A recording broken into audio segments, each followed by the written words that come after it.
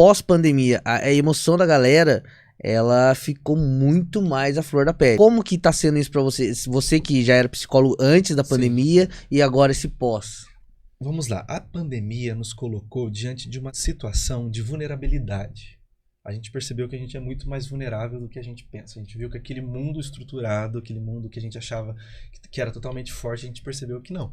A pandemia nos trouxe essa vulnerabilidade, nos trouxe insegurança de trabalho, insegurança de saúde, nos trouxe medo. Enfrentar o nosso verdadeiro eu, enquanto seres humanos, enquanto a gente. Isso mostra nossa fragilidade diante de se ver, de se conhecer. Eu acho que um dos maiores questionamentos dos filósofos é: quem sou eu? E a ansiedade, a depressão, enfim, todos esses surtos que a gente pode dizer que a pandemia trouxe, mostrou essa nossa fragilidade diante da gente mesmo. Falando de uma visão assim, totalmente simples, mas eu acredito que essa ansiedade não é só pela questão de tudo isso que a gente viveu, mas é do nosso encarar com a gente mesmo. Por exemplo, quantos casamentos foram desfeitos nessa pandemia? Porque os casais não sabem como se conviver. Sim. Né, não sabem lidar com eles mesmos. Então, assim, foi muito enfrentamento de si mesmo nessa pandemia. Né? Todo mundo. Pô, ficar trancafiado dentro de casa consigo mesmo. Ficar trancafiado dentro de casa com a esposa, com o esposo, com os filhos. Né? A própria insegurança da vida, da saúde, do trabalho, enfim. E fora que, juntando tudo isso, né, a gente pode dizer que a pandemia ela foi apenas a cerejinha.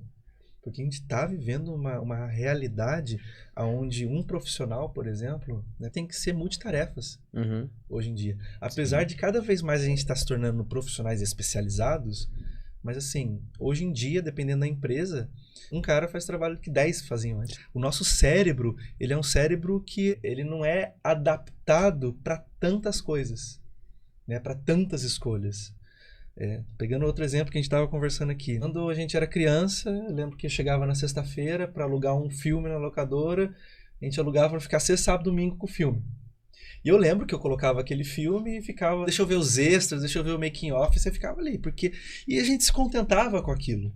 Porque era a opção que a gente tinha. Sim. Agora a gente tem aqui no meu celular... Pode falar nome? Pode. Tem Netflix, pode tem falar. HBO. Ninguém assiste a gente ainda. Ninguém processa, não é? Ninguém processa, né? Não, quando a gente bombar, o pessoal vai processar. A gente tá fazendo propaganda de graça, né? Afinal, tem Globoplay aqui, tem Prime. Só enfim, não fala mal. Não tô falando mal. Nossa, aplicativos bons. Netflix, me patrocine, né? Patrocina nós. Patrocina a gente. E às vezes eu fico assim, caraca, o que eu vou assistir?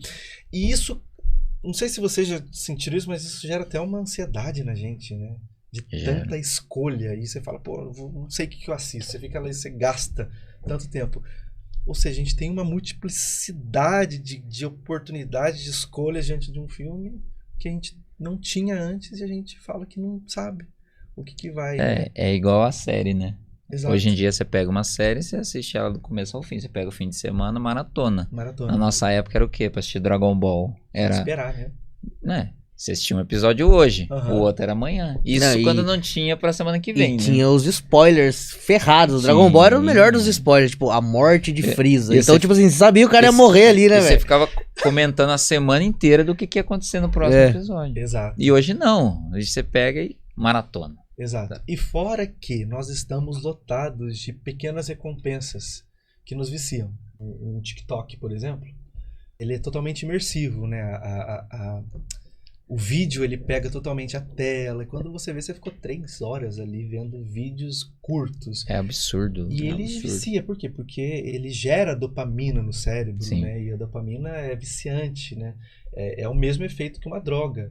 Pequenas recompensas e que a gente vai ficando cada vez mais dependente e que isso deu um boom na pandemia. E o exemplo bobo antes da gente começar aqui, eu comecei a fazer um stories, eu tive que fazer 5 vezes o stories pra poder achar, não, esse ficou bom. Sim.